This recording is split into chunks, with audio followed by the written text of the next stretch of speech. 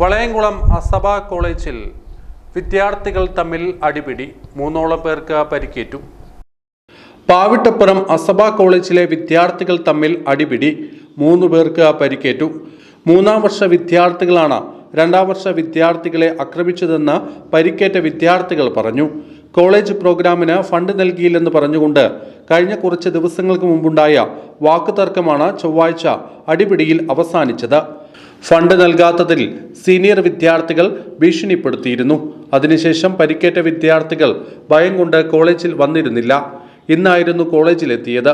ചാവി കൊണ്ടും മറ്റും ആക്രമിക്കുകയായിരുന്നെന്ന് വിദ്യാർത്ഥികൾ പറഞ്ഞു. പടിഞ്ഞാറങ്ങാടി സ്വദേശി ഫാസിൽ, മാങ്ങാട്ടൂർ സ്വദേശി മുഹമ്മദ് റാഷിദ്, തൃത്താല സ്വദേശി ഷാമിൽ എന്നിവർക്കാണ് പരിക്കേറ്റത്. പരിക്ക് പറ്റിയ വിദ്യാർത്ഥികൾ ചങ്ങനകുളം ഓർക്കിഡ് ഹോസ്പിറ്റലിൽ ചികിത്സ തേടി. പിന്നെ ചാവിനോണ്ടും ഇതൊക്കെ കയ്യിലൊക്കെ ഉണ്ടായി. അതൊക്കെ നല്ല ഡിസ്റ്റൻസ് കുത്തിയിട്ടുണ്ട്. ഈ പാർക്കിങ്ങിൻ്റെ അവിടെ